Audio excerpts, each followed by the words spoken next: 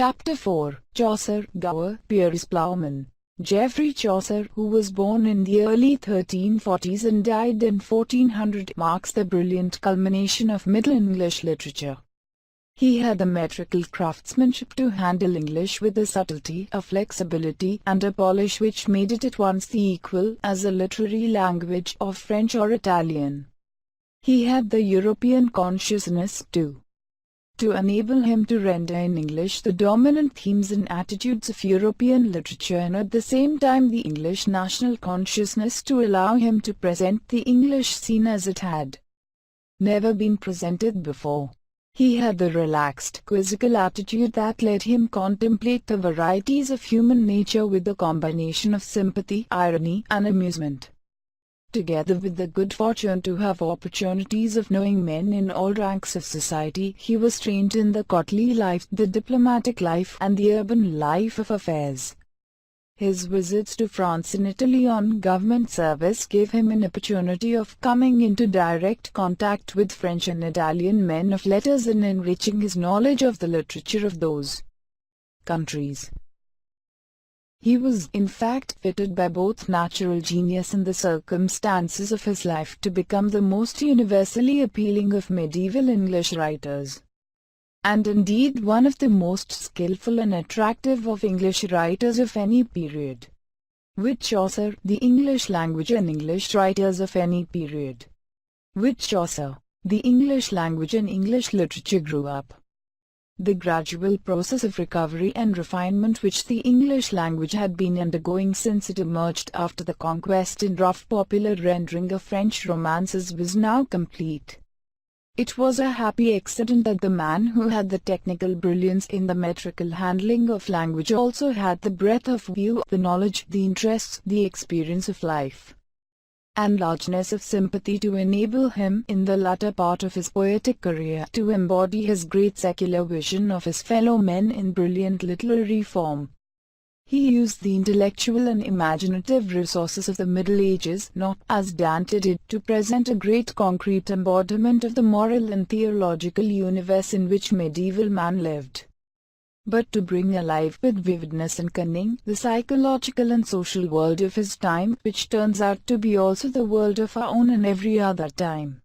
Chaucer, to whom, it must be remembered, French was a language as familiar as English, early absorbed the courtly love tradition as represented by the somewhat over-stylized French poets of his own time.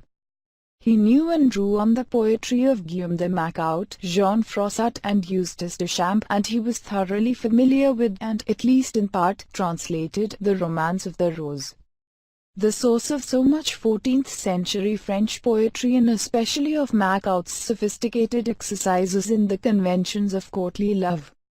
The dream allegory had by now become the standard method of entering into a poem. The waking dream, where the sleeper wanders into a garden on a May morning, gay with blossoming flowers and the singing of birds, and there encounters the characters who tell him their love affairs or lament their misfortunes in love or act out their story, derives from the Romance of the Rose, but is now treated with a sophistication, a formal manipulation of standard properties, with heraldic colors and shapes and a highly wrought surface finish, of which neither the fresh vision of Guillaume de Loris nor the encyclopedic and more cynical mind of Jean de Meum was capable. Guillaume's brightly pictured characters dancing in the garden and Jean's learned misogynistic digressions mingle in Chaucer's early poetry, presented in narrative frameworks and with picturesque detail which owe a considerable amount to Macaut and others. But the debt is simply an indication that Chaucer is working in a European tradition. As he developed, he was to draw on more and more aspects of that tradition. As he developed, he was to draw on more and more of that aspects of the tradition and to make a more and specifically English use of it. His visits to Italy in 1372–73 and in 1378 brought him into contact with the work of Dante, Boccaccio, and Petrarch, and this widened and deepened his literary resources and encouraged him to seek wider fields than the formal garden of Guillaume de Loris. And all the time his career as courtier, man of affairs, and civil servant, for Chaucer was a bourgeois with courtly connections and thus had the freedom of at least two social worlds, brought him into contact with people of all ranks and professions to provide increasing opportunities for his clear-eyed observation of his fellow men. Chaucer was thus brought up on the Rose tradition and on later French developments of it before moving to the deeper seriousness of Italian poetry. The ritual dance of an idealized courtly life, with its emphasis on gentilesse and franchise nobility and generosity of character, gives way to larger concern with the fundamentals of human character and behavior, and this, in turn, moves into contemplation, both delighted and ironical, of the foibles, vanities, absurdities, pretensions, villainies of men as he knew them. But it would be gross simplification of Chaucer's literary career to trace it merely from an imitative formalism through a greater seriousness and flexibility to subtle and realistic psychological observation, conventionally symbolized by reference to his French, Italian, and English periods. From an early stage he was free of a wider world of books than is suggested by any of these categories. What the Middle Ages knew of the classical world, its history, its mythology, its literature, Chaucer knew what it knew of astronomy, astrology, medicine, theology, philosophy. He knew as well as a layman could. And it is not the least testimony to his genius that his poetry gives us the richest picture in English of how the ancient world of Greece and Rome appeared to the medieval imagination. Its curiously transmuted image mingling with patristic thought, scholastic categories, and popular beliefs to produce an attitude to man in the world which is still an important part of the Western tradition. If the romance of the Rose and the poetry of Macaut and Froissart and Deschamps were important part of the Western tradition, if the romance of the Rose and the poetry of Macaut and Froissart and Deschamps were important to him, so were Virgil's Aeneid, Ovid's Heroides and Metamorphoses, Lucan's Pharsalia, Statius the Bede, Boethius's The Consolation of Philosophiae, which he translated, Macrobius's commentary on the Somnium Scipionis of Cicero, the Troy stories of Des Phrygius and Dictys Cretensis, and of later writers. Pope Innocent III's The Contempt to Mundi, which he apparently also translated, and much patristic literature, to say nothing of the Vulgate, the Latin liturgy of the Church. Vast numbers of medieval romances and a miscellaneous assortment of medieval scientific, religious, historical, and entertaining works. This assorted reading blended in his mind, as it did in the minds of his contemporaries, to produce a world of the imagination in which Pluto and his queen, Proserpina, and Alhaiafeye can meet in a walled garden made by a merchant, a garden so fair that he, the true romance of the Rose, the accord of it, the beauties well device, and quote to each other, just as Philoseric, author of Ecclesiasticus, and this Jew, this Slayman, i.e., King Solomon. Classical myth transposed into the key of medieval folklore and seen against a background of biblical story and in an ethical context which includes the courtly notion of gentilesse, Christian ideals of virtue, and a robust acceptance of human weakness and absurdity in the fabliau tradition. This is typical of Chaucer and of the civilization for which he spoke. In this sense Chaucer is 14th century, and his work gives us a vivid insight into the 14th century world, but in his art he transcended the bounds of his time, so that he illuminates his background rather than allows his background, if we have learned it, to illuminate him. We need make no historical allowances for Chaucer at all, for he fully justifies his picture of the world by the literary uses to which he puts it. He is perhaps the first English poet known by name for whom this claim can be made unreservedly. Chaucer's first narrative poem, The Book of the Duchess, is in the dream allegory convention and draws considerably on Macaut. It was written at the end of 1369 on the death of Blanche, Duchess of Lancaster, to celebrate the dead woman and console the bereaved duke. In a dream the poet sees a man in black in a wood, who tells him of his courtship of his beautiful lady and ends by revealing that his present mourning is for her death. This ingenious adaptation of the dream allegory for the twin purpose of eulogy and elegy is already straining out of its conventional framework. The interest less in the poem by the current of psychological curiosity that runs through it. The octosyllabic couplets move easily enough, though without the combination of control and variety that characterizes Chaucer's mature verse, and they begin by presenting a picture of the poet suffering from anismania. Reading the story of Ceyx and Alcyone in Ovid to while away his sleepless night. He tells the story with speed and economy, lingering only on an occasional detail that will add vividness. As when Juno's messenger comes to Morpheus, the god of sleep, this messenger came clean gay fast and cried, "Zero, hoi awake moon, it was for no, they heard it I am none. Awake quod he, Vuyas light there, and blew his horn right in here, Eari, and cried, awake.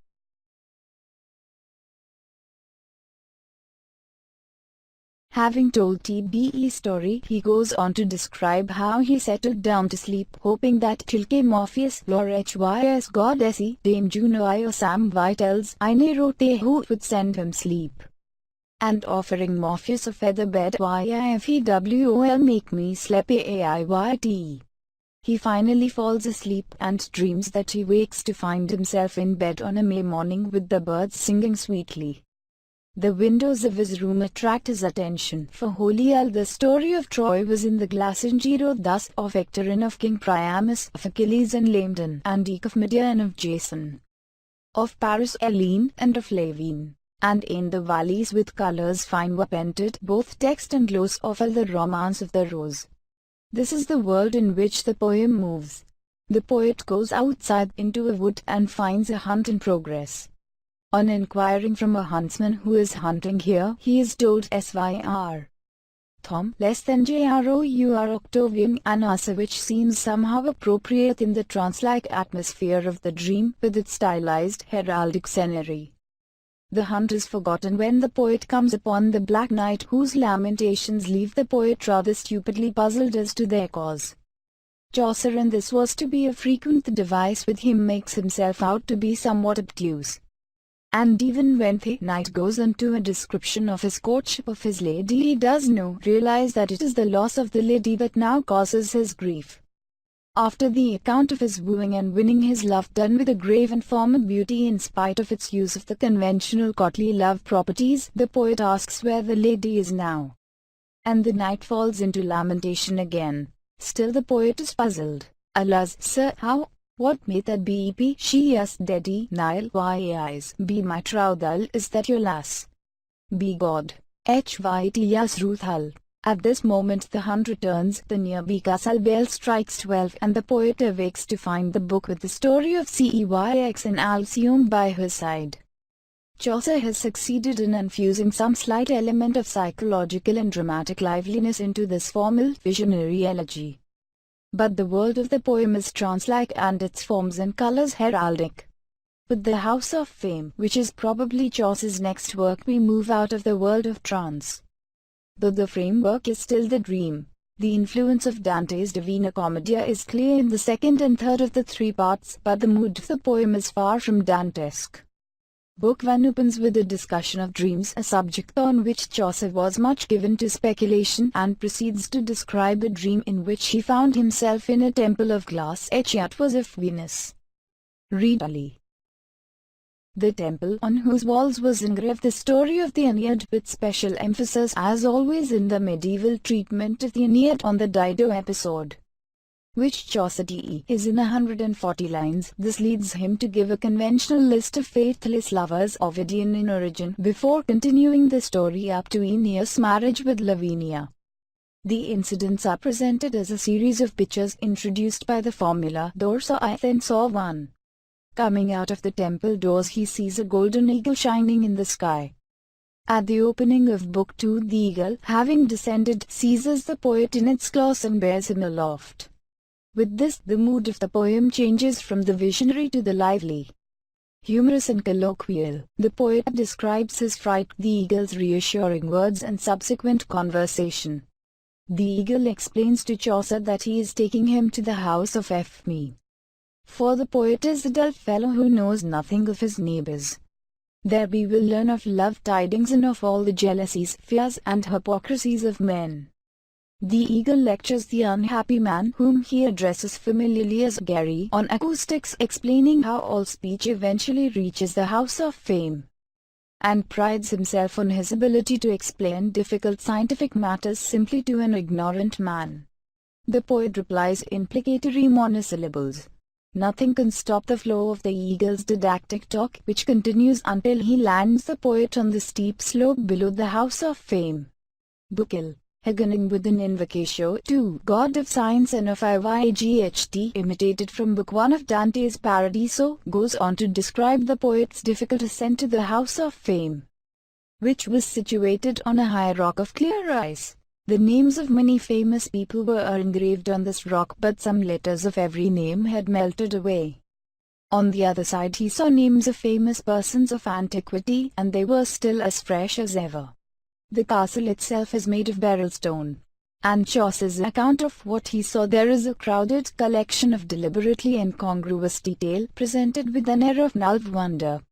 In the hall he saw statues of Josephus and Statius Homer, Des Phrygius, Diotis Cretensis, Guido della Colonna, Geoffrey of Monmouth, Virgil, Ovid, Venus Clark, Lucan, c.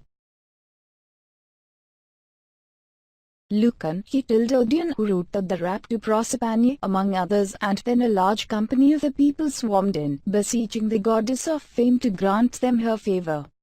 And some of ham she granted sane, and some she werned way and fair, and some she granted the contrary of her axing outly. But thus I say ye you, truly, what her cause was why nasty. Another group ask for good fame and get the reverse, a third ask for it and receive it, a fourth group of well-doers do not wish for fame and receive the oblivion they seek. A fifth group with a similar request receive immortal fame, a sixth group of idlers seek the good fame of active heroes and receive it, a seventh in a similar position are refused it. A group of people guilty of treachery ask for good fame and are denied it. Finally, a group of cheerful and self-satisfied evildoers ask for fame as evildoers, which is granted them. All this is done with sounding of trumpets, crying of heralds, and much lively ceremonial.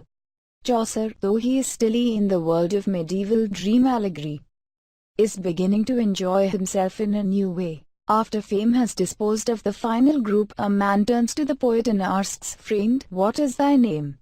Art thou come hide up to ha fame?" Chaucer hastily disclaims any such intention, and says he is there to learn some new tidings. The man takes him out of the House of Fame to the House of Rumour, a building of twigs more strangely wrought than the famous labyrinth built by Daedalus. This cage-like building, full of holes to let the sound out, seethes with the noise of rumors of all kinds. As the poet wonders at the strange place, he sees his eagle perched on a stone nearby, and I gan straight to hym gone, and said thus, "Why pray that thou awhile abide me, for God's love, and let me seen what wonders in this place been, Petra, that is my and Anton," quod he to me.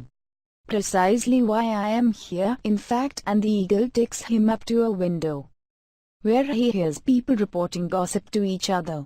Each man tells his neighbor, and so the tidings grow and spread until they go out by the holes in the house to come to fame. Who determines their future duration? The poem ends abruptly, unfinished, with the poets discerning a man who seemed fit to be a man of great talk to write. With these words the poem ends. Presumably, the man of great authority was to announce some important tidings, which may or may not have been the nominal reason they treated of the poem. A strange mélange of a poem. The dream and the allegorical allegors belong to a hackneyed enough convention, but the poem strikes notes that had not before been struck in English. The conversation of the eagle in Book 2, with its quizzical humor, the poet laughing both at himself and at the loquacious and self-important bird, and some of the detail of action and conversation in the crowded book, let a fresh wind into the medieval garden of poetry. Echoes of Dante add occasional overtones of high seriousness, but the comic tone predominates, even though the poet touches now and again on some of the most profound of human problems. The versification has a sureness and flexibility that the Book of the Duchess lacks, while the handling of dialogue would itself justified the claim that the House of Fame is one of Dages' important transitional poems in English, pointing forward to far-reaching developments in the presentation of character and conversation in fiction, but that this began to cry, "Ludwig quod he thy fantasy." Wilt thou let stairs ought? Nay, certainly. Quod why not, and why? For why am now too old, else I would have told. Quod he. The stairs names 10. And all the heavens signethert tilde nd which t tilde y ben no fours. Quod why? Yis padil quod he was to why. Bugnell learn. The Parliament of Fowls is probably Chaucer's next major poem. It, too, is in the dream convention, but elements from both Dante and Boccaccio now enrich the style and the content. The verse form is the 7-line stanza rhyming above BCC. Known as Rhyme Royal because of its later use by James I of Scotland in his King's Square, if James I really was the author. And Chaucer handles it with a poise and a liquid row of language that is something new in Middle English. The leaf so short, the craft so long to yen, the say so hard, so sharp and conquerange. The dreadful joy alway that slit so yem all this many I by love that my felon Chaucer, Gower, Piers Plowman astonieth with his wonderful work in so iwis, that when I owsOhym thank. Not what I wear that I hate osinke. He goes on to say, and this is typical of Chaucer's combination of gravity with irony, that he himself knows love not from experience but from books. He had been reading, he says, the Somnium Scipionis as interpreted by Macrobius, which he proceeds to summarize. After a comment on the significance of old books, which gives us a vivid insight into Chaucer's attitude toward his reading, for out of oide fells, as men saith, cometh all this nave come from year to year. And out of old books in good fytb cometh all this oewe science that men learn. Old books and personal observation, experience and auctority to us tilde Chaucer's terms are the two sources of knowledge and understanding. And for Chaucer, character was largely determined by the use an individual makes of each. For the wife of Bath, experience was to be enough experience, though no auctority were in this world. Is right enough for me, enough at least to tell her all she needed to know about marriage, though the lady was not averse to reinforcing her conclusions with copious reference to authorities. In Chaucer's own literary career, the relation between literary sources and personal observation keeps shifting. It is not that he moves from the former to the latter, no writer moves simply from literature to life. However much more simply derivative his earlier work may be than his later, but he finds more original and richer ways of combining the two elements and allowing each to illuminate the other. Like the House of Fame, the Parliament of Fowls imposes the author's personality on conventional material. A graver utterance from Dante and picturesque descriptions from Boccaccio's Tesside, which he was to draw on more extensively in The Knight's Tale, are part of the new literary materials he assimilates in the Parliament, which in its narrative outline and its theme are wholly conventional. After reading the Somnium Scipionis, the poet goes to bed, as daylight is failing, the day gan felon, and the dirk nyght that reveth pests from here busyness. Bera flami my bok lolico one lyle. This echoes Dante's Lo giorno se en tilde indiva areri Bruno togliverli animece sono in terra dei fatish loro. And there are several other such echoes throughout the poem. They are all subdued to the mood of the poem, and the mood itself is deftly modulated through several different keys. Sleep produces its dream, in which, after a Dantesque journey with Scipio Africanus as his guide, cannot I say if that the cause were I, for I had read of African Byphon. That made me to meet dream, that he stood there, he comes to a garden by a river, with the usual birds singing, and the usual allegorical characters disporting themselves. Cupid, plaisance, courtesy, delete, gentilesse, beauty, youth, flattery, douceur, and others. It is yet another picture of the ubiquitous garden of the rose tradition, but described freshly enough for all that. He sees the temple of Venus, too, with its appropriate characters, and comes at last to a beautiful soft green place, where the goddess Nature, on a hill of flowers, was presiding over a great congress of birds. This was St. Valentine's Day, and the birds had assembled to choose their mates in accordance with nature's rule. 3 noble eagles claimed the hand of the beautiful female eagle perched on the goddess's wrist, and each of the 3, in descending order of rank, CRG equals the 4 RMELC JGJESH.IS. HR 3.DEJT greater than PNPC CMT TJYLDV tens. Then the mass of birds take up the debate. Many opound them have little patience with the niceties of courtly love. The goose in particular laughing at the notion of constancy to a beloved who does not love in return but she volave hym love another. The sparrow Hatilda Kintum scorns the goose's vulgar attitude. Lo, hear a perfect resound of a goose, he exclaims contemptuously. The turtle dove defends constancy, and the argument grows into a magnificent hubbub until nature silences them all. MD gives her verdict that after waiting a year the formal eagle should make her choice. Then the birds sing a roundel for St. Valentine's Day, to don to nature honor and pleasance before flying away, and the poet wakes. The Parliament of Fowls is thus a poem in celebration of St. Valentine's Day, using the convention of the dream allegory and the demande d'amour. It may also have been prompted by saint-specific royal courtship, and scholars have spilt much ink in debating which one. But any contemporary reference is irrelevant to the true significance of the poem, which is a deftly handled occasional piece showing Chaucer's growing mastery of his medium. His ability to impose his own tone on conventional material. The mood shifts easily from one of quiet gravity through an occasional flash of irony to a lively and humorous realism. To end on a note of happy celebration. Troilman Cressida, written probably in the middle 1380s, is a major work in which the full genius of Chaucer as metrical technician, as storyteller, and as student of human character is triumphantly displayed. It is in a sense the first real novel in English. It tells a love story with a delicacy of psychological awareness, a brilliant handling of detail, a firm sense of structure, and a mastery of controlled digression. The verse, which is the rhyme royal stanza, again adapts itself easily to the changing demands of the narrative, and its liquid how seems to increase the sense of fate and inevitability which hangs over the action throughout. Its immediate source is Boccaccio's Tu Filostrator, but, while taking the main action and many specific incidents from Boccaccio, he expands the simple, highly colored, fast-moving Italian story of love and betrayal into a multidimensional work, subtle in psychology, more varied in detail, and richer in moral overtones. Behind the Filostrato lies the curious and characteristically medieval transmutation of a couple of minor Homeric characters who originally have no connection with each other at all, into the familiar story of Troilus' love for Cressida, his winning of her, and her eventual desertion of him for the Greek Diomede. Homer's Briseis and Chryseis were Trojan captives whose disposal helped to produce the wrath of Achilles. There's Phrygius, whose importance for the medieval view of the Troy story we have noted gives brief character sketches of Trojas, Diomede and Briseis, but does not bring them together in a story.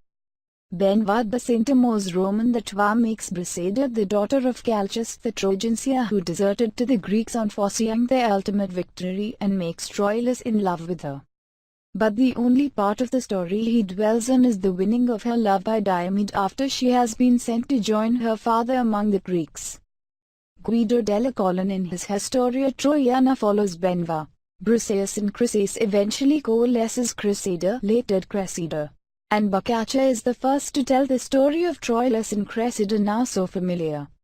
Boccaccio dedicates his poem to the lady whom he loves and who has left him, as a memorial of your worth and of my sadness, and it has a personal, lyrical, youthful tone through tilde out. He first introduces Pandarus, whom he makes the brother of Cressida and contemporary of Troilus, a young man who brings his sister and his friend together out of his friendship for the latter. Chaucer's Pandar is Boccaccio's Pandaro in function but not in character or behavior. He is Chrysida's uncle as well as Troilus' friend, evidently an older man, much given to quoting proverbs and precedents, a shrewd, good-natured, worldly wise, affectionate man who shows infinite resource in bringing the lovers together but who is helpless in the face of the final tragedy. Chaucer's Troilus is the perfect gentle knight, not substantially different from Boccaccio's Troja, but Chaucer's Cressida is drawn with a psychological subtlety that makes her into a wholly new character. She is the first truly complex heroine in post-classical European literature. This development of a story which grew up within the framework of the Troy story throws interesting light not only on the medieval perspective on the classical world but also on Chaucer's methods and on the way in which his imagination worked. The Middle Ages had not the sense of literary property that we now have, and there was nothing improper in Chaucer's taking Boccaccio's story as a basis for his own. He had done that sort of thing before and was to do it again. On that story Chaucer brought to bear both experience and auctority, his own knowledge of human nature and his wide reading. The conception of the Wheel of Fortune, ever turning so that the individual is now up now down, and the whole problem of fate and free will as discussed by Boethius pervade the poem. Boethius is more than once paraphrased at length. Dante, Petrarch, and Ovid are drawn on for lines or images or situations. Indeed, a whole world of reading is domiciled in the richly textured narrative. And Chaucer's own insight and humor and irony and sympathy play over all. The Trojan War is the background. A medievalized Troy is presented to us in very detail, with the classical properties somehow made to fit a medieval way of life. Sallies out from the city walls against the besieging Greeks are daily occurrences, a constant opportunity for the performance of knightly deeds. We see Troilus first, the gay young knight scornful of love, and then Cressida, the demure young widow, standing in the temple at a Religious festival in her black habit. Troilus sees her there and is suddenly smitten. He has fallen in love in church, as it were. Cressida is the very perfection of womanhood. She knows not with the test of high stature, betilde in high James so we answer injuring to womanhood. That creature was never las manus in semenge. And eke the pure wise of high Mevan showed way that men may in high Jesse honor estat and womanly noblesse. To Troilus right wonder well with Algan for to like higher Mevan and higher Ahere, which som Deldanus was, for she let for a higher Ucalite aside in Swihimanate essences. What the first of me I not stand in here? Troilus at once feels all the woes of the courtly lover. He automatically assumes that his beloved is unattainable, infinitely superior to him in every way. The cheerful, bustling, proverb-quoting Pandre finds him lamenting in bed.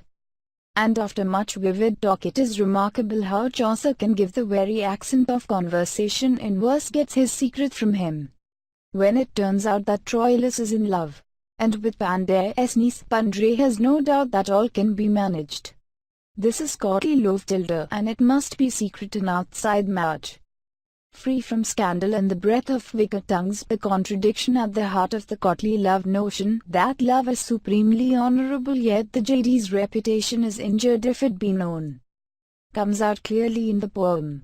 More is involved than the winning of Cressida's love. She must first be brought to lay aside her fears for her reputation and be reassured that everything can be done with discretion. Those fears are particularly strong in Cressida's case, for she is in a difficult position as well as fearful by nature. Her father is a traitor who has deserted to the other side, and she therefore must be especially careful in her behavior.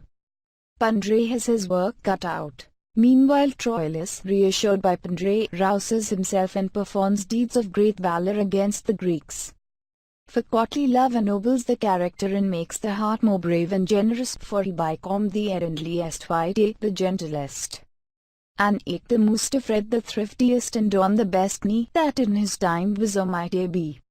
Dead were his japes and his herulte, his hapot and his manere stronge, and ECCH of Dogan for a very chonge.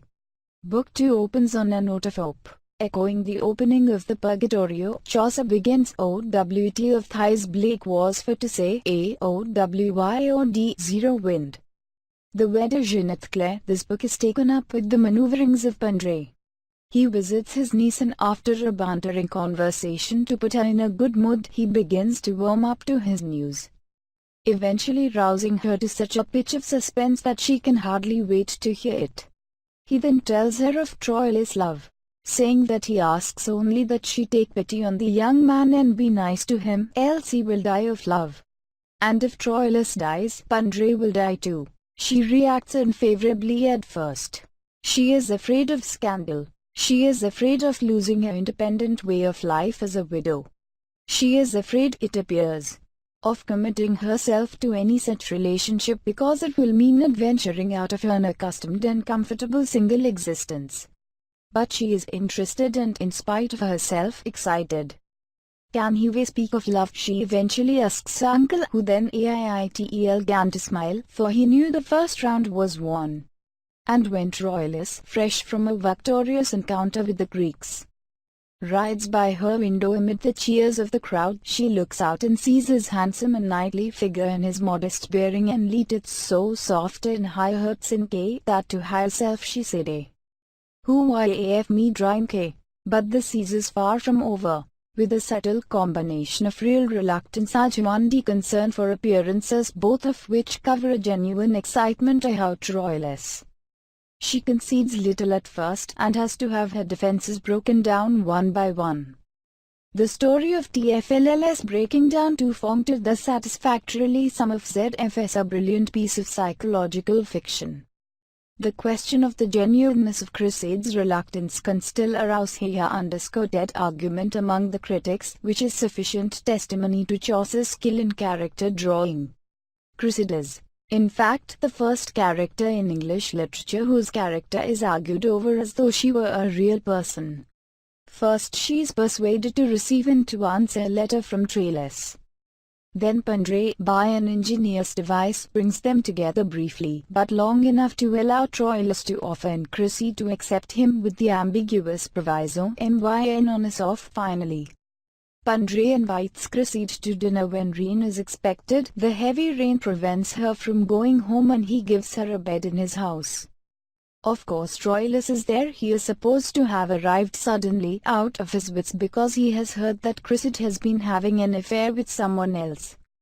Pandre runs Troilus to Chrysaid's bedside and he explains his fears. She reproaches him for them so violent that he faints. Pandre heaves him into Chrysaid's bed and after further maneuvering leaves him to be restored by Chrysaid. Chrysaid is now caught, or is it Troilus? Pandre is gone, taking the candle with him, with the remark that it isn't good for sick folks' eyes.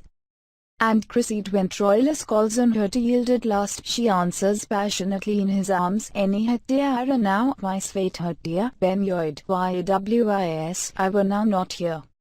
And a night of passion follows, described by Chaucer vividly but not costly.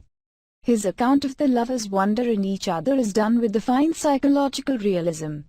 The morning follows, and the Obad, the song of love, is reluctantly parting at dawn. Thus Troilus and Chrysaid become lovers and continue to love secretly and happily until fortune's wheel turns again. This brings us to the beginning of Book 4, which tells of the exchange of prisoners and the decision to send Chrysaid to her father in the Greek camp in return for Antenor. The distress of the lovers, Troilus' bitter speculations on fate, their final night together with their railings on fate and vows of eternal constancy take up most of the book. Troilus proposes that they steal away together, but Chrysaid dismisses the plan as dangerous and impracticable. She fears scandal. She promises that she will contrive to get back to Troy on the 10th day after her departure, but of course she does not come. And the fifth book moves from Troilus to Chrysaid, showing the state of mind of each. Chrysaid is led to the Greek camp by Diomed, handsome, self-confident, unscrupulous, and experienced lady's man. He lays siege to her at once, and she, fearful among strangers, glad to have his protection to fall back on, unable to face the dangers of the return to Troy, and taking the line of least resistance, accepts him as a lover. In Troy the line of least resistance had been to remain in her single wedded state in the Greek camp, friendless and bewildered. Acceptance of Diomed is the easy way. For all her good qualities, she was slight and of courage, she lacked willpower.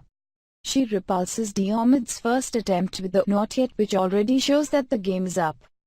And when she yielded to him, she said to herself pathetically, "But sin I say there is no better way till and that too late is now for me to reway to Diomed Algate IWOLBTRWE."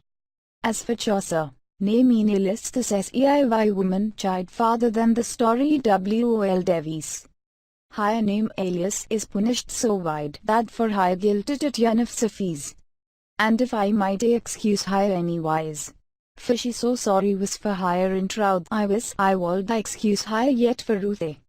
Troilus waits for her return in vain, the picture of him waiting day after day until dusk at the city gates, making excuses for her delay, thinking he sees her in the distance only to find that it is a fair traveling cart, is one of the most poignant and perfectly wrought things in English literature. At last he writes and receives a loving but suspiciously evasive answer. And finally he finds on a cloak taken from Diomed Fight the brooch that he himself had given to Cressida, and he knows for certain what he had for some time suspected. With nothing to live for, he becomes bold and cruel in battle and is eventually slain by Achilles.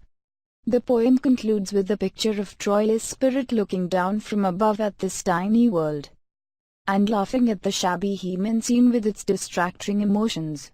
Such fyn hath 10 this Troilus falleth, such end such fyn hath all his great worthiness. Such fyn hath false world's brutalness. The end of the poem is religious, an appeal from human love to divine love, with a sonorous devotional stanza from the Paradiso to conclude.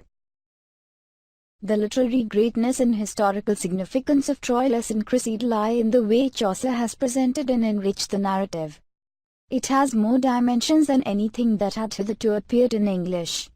Some of the most important effects are lost in a summary, the touches of humorous realism in the conversation of Pandre, particularly in his talk with his niece, the hashes of amused or ironic perception, the subtle discernment of character in all its phases, the moral and philosophical overtones, the adroit use of his reading to achieve these overtones, and the how and hexability of the steadily moving verse. The English prose novel was well advanced before anything comparable was to appear in English literature. In The Legend of Good Women, Chaucer returns to the love vision for his framework. This unfinished work is a somewhat tiresome collection of accounts of loving and faithful women, including Cleopatra, Medetilda, Lucrece, Ariadne, Philomela, and others, which Chaucer explains was required of him as a penance by the god of love for having written heresies against love's law, and particularly for having drawn the character of a faithless woman in Troilman Cressida. The legends themselves, constructed on the analogy of that common medieval form, the legendary or collection of saints' lives, seem to have been written without any great enthusiasm, and there is nothing in them approaching the art of the Troilus. But the prologue to The Legend of Good Women, which exists in two interestingly different versions, has a charm and liveliness that the body of the work lacks. It opens with a sprightly discussion of the relation between book knowledge and experience. 1,000 times have I heard men tell that Tahar yas joy in heaven and pain in hell. And I accord well that it is so, but natheless yet what I weigh also that Tahar is noon dwelling in this country, that either hath in heaven or hell be, nay may of hit noon otherwise within. But as he hath heard said or found at Triton, we must trust old books in matters of which nobody has direct experience. The poet himself reverences them so heartily that Tahar is game noon that raw my bakes maketh me to goon, but yet be seldom on the holy day, save certainly when that the month of May is come in, and that I hear the fowlers sunge, and that the flores gin and lotus springe. Farewell my book and my devotional. And then Chaucer turns to a description of the conventional May morning of the rose tradition. But it is done with a freshness and a sprightly charm that raises it far above most of the hundreds of other such descriptions in medieval literature. This freshness and sense of personal delight in the world of growing things which we find in the prologue is all the more remarkable when we consider that not only is the setting conventional, but the theme which he goes on to elaborate, the worship of the daisy, is itself bound up with the literary fashion of his time in the passage celebrating the daisy is based on a poem by Duchamp. By his choice of images, by the limpid flow of the couplets, by his cunning distribution of pauses and emphasis, Chaucer gives new life and conviction to this traditional material. The appearance in the meadow of the god of love and his queen also occurs in the dream which he has after falling asleep in the open. The god reproaches him for his heresies against love. Also defends him and seeks to soften her lord's anger, and the result is that he is given the penance of writing the stories of faithful women betrayed by false men. The task, however, was one which Chaucer's genius had outgrown. He must have been already thinking of the plan of the Canterbury Tales, that magnificent unfinished opus in which he finally drew the various strands of his genius together. What more perfect wedding of authority and experience of books and life than a collection of true-to-life pilgrims drawn from every class of contemporary Englishmen who, to while away the hours of journeying, tell tales drawn from whatever literary or folk source seems most appropriate to the individual character? Some of the tales had been written before the plan to link them through the pilgrimage device had been thought of. The second nun's tale, for example, the legend of Saint Cecilia, is early as are the tragedies used in the Monk's Tale and the Knight's Tale, a reworking of Boccaccio's Tesside probably done about the same time as the Trailes. The general prologue, which establishes the characters and sets the scene, probably dates from the late 1380s, and the whole scheme two stories from each pilgrim on the outward journey, and to each again on the return, was far from complete when Chaucer died.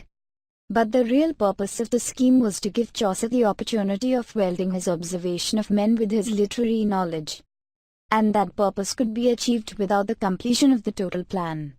The scheme was thus not so much a literary form in itself as a device for giving new life to other literary forms.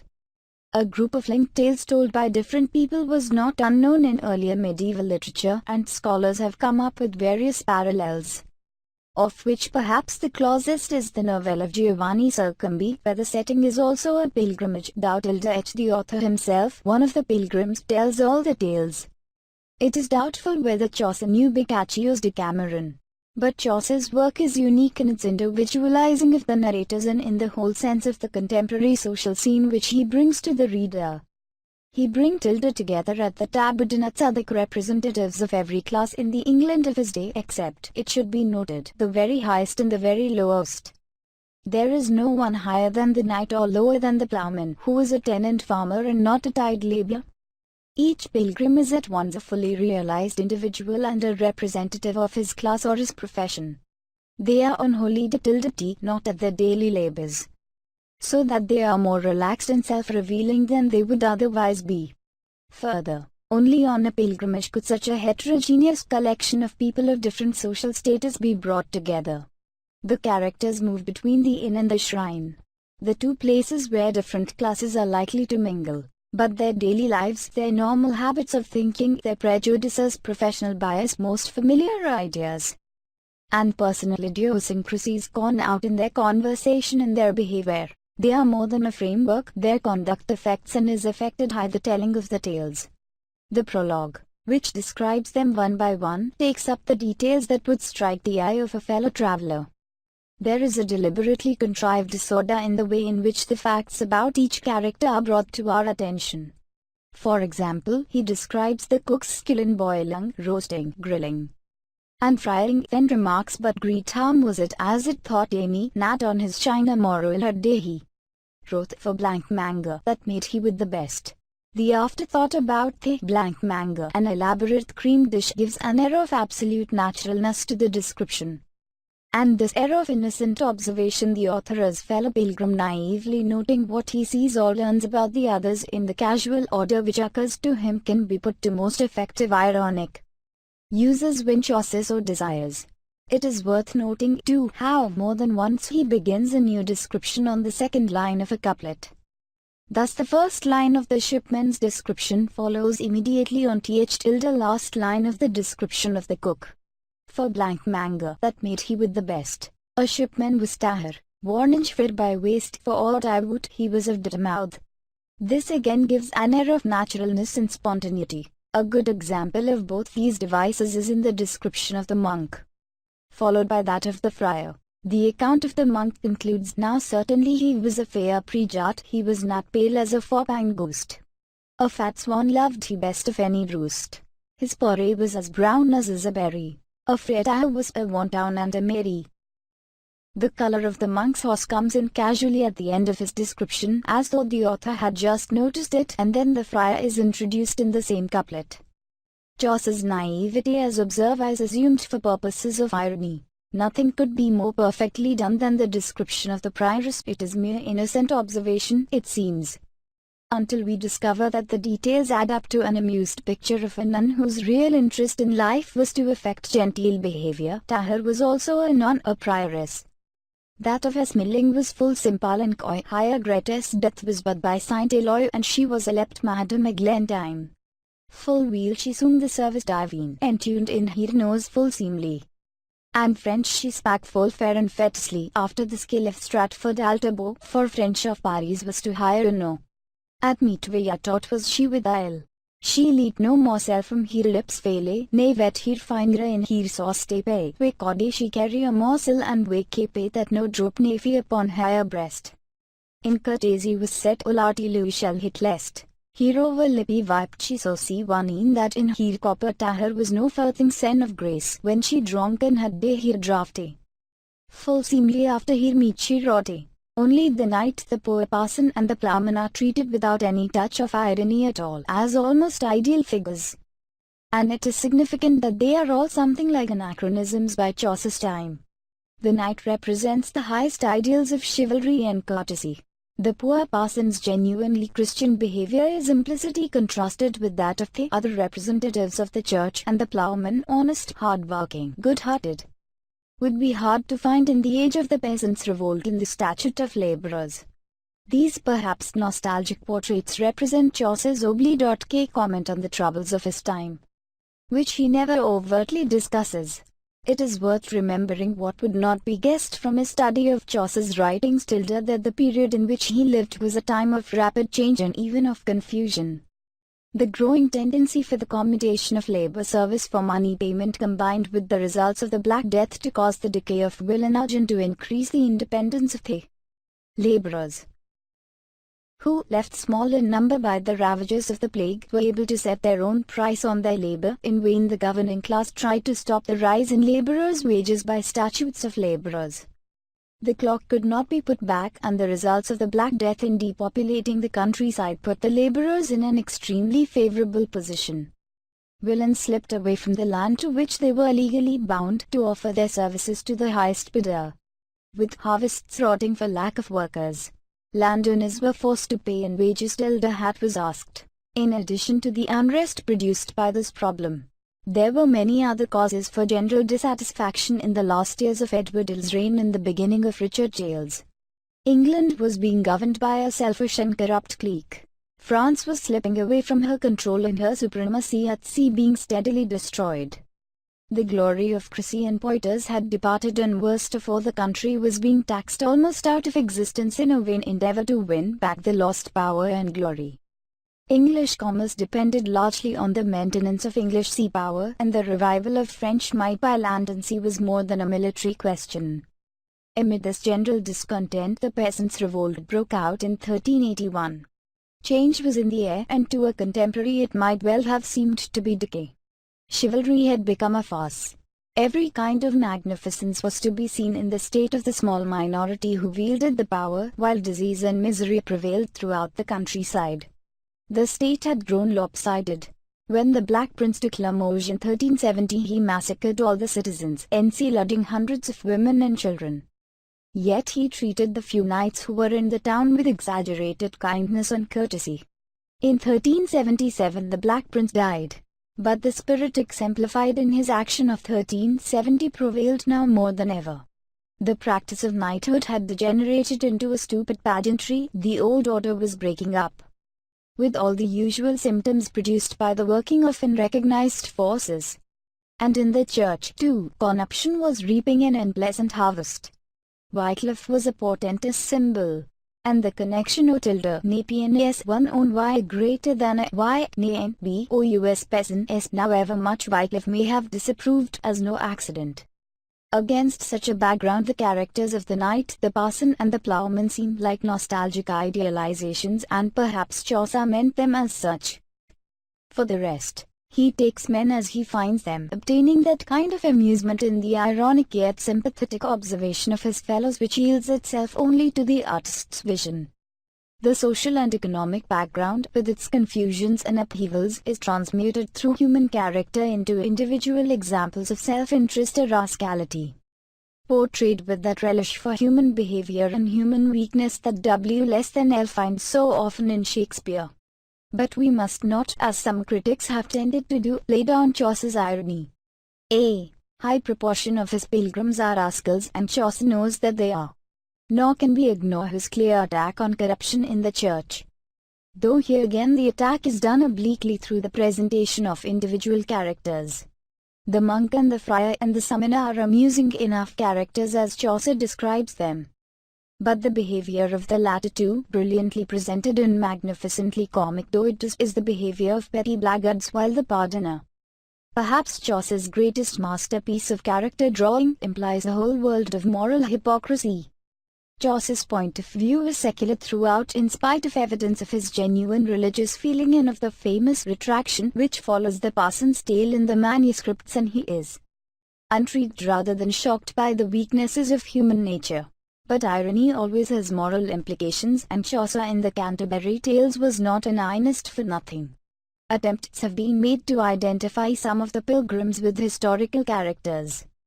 But even if this could be done, it adds nothing to our view of Chaucer's achievement. He gives us a collection of individuals who also represent the different social and professional strata of the England of his day. The Church, with its many representatives, for the Church was the dominant profession in the Middle Ages, the knight and his son the squire representing the upper classes but not the high aristocracy. The merchant represents the well-to-do middle classes, and the 5 members of trade guilds also middle class, the franklin, a non-aristocratic Londoner, the yeoman, independent but lower down in the social scale, professional men such as the sergeant of the law and the doctor of physic, executive or managerial characters such as the man supple who purchased provisions for an inn of court and the reeve assistant manager of an estate, and so on down to the ploughman. Almost all have more characteristics than their representative capacities demand, the tales they tell and the incidents in which they become involved. And let us work in thriftily by cortisol, body that WOL nat I for WO I speak or use go my way or a house answered. Tell on, a devil WEYL thou art a fool. Thy wit is overcome, now hearkeneth quod the Maya, I'll and some. But first I make a protest ratio that I am drunk, I know it by my son, and the for if that I'm speaker CA. Write at the L of Southwark, I you pray. For I WOL tell a legend and IYF both of a carpenter and of his WYF. How that a clerk heart set the riderless cappy, the reeve whose duties apparently also involved carpentering, took offence, and protested violently at the miller's lewd drunken harlotry. It is a sin and eke a great folly to appear in any man or hym defame and to bring gen wives in such fame. Thou mayst hear no of others thunders sane, but the miller persists and tells his cause and rollicking fably or about a credulous carpenter and his pretty wife, who cuckolded him with an ingenious and personable young clerk. The company laugh, and Oswald the reeve, who was of carpenter's craft, felt somewhat annoyed. He could requite the miller with a bawdy story of blaring of a proud miller's but he is getting old and his days of play are over. With a sudden yet wholly appropriate change of mood, Chaucer has the reeve burst into an eloquent self-pitying account of his growing old, using the images appropriate to his daily work. Physically, when I was born anon deeth droth the tappy of IYF and leet it gone, and ever sit behat so the tappy around till that almost all empty is the ton. But he finds the energy to requite the miller with another cause tale of the fably variety of how a crook the miller had his wife and daughter seduced by a couple of Cambridge students. His conclusion shows his satisfaction, and God that sitteth in majesty, save this company great and small, thus have I quit the mayor in my tale. The reeve's tale sends the cook into rows of laughter, and he begins a tale of his own, evidently in similar vein, as far as we can tell from the 60 lines of it that alone are extant. The man of law's tale comes in the manuscripts after the unfinished cook's tale, preceded by the words of the host to the companion, and followed by further talk. It is clearly a separate fragment of the whole work. This tale is in quite different vein from that of the millers or the reeves. Told in rhyme royal, it is a symbolic story of the manifold misfortunes of Constance, daughter of a Roman emperor, and her final delivery from woe after a series of tribulations sufficient, as in the case of patient Griselda of the Clerk's Tale, to drive most people out of their minds. The whole thing has the dream quality of so much medieval pseudo-history. Its source is Nicholas Trivets' Anglo-Norman Chronicle and may well be an earlier work. The characters are figures in a tapestry, and while the tale has a certain formal beauty, it lacks complexity and life.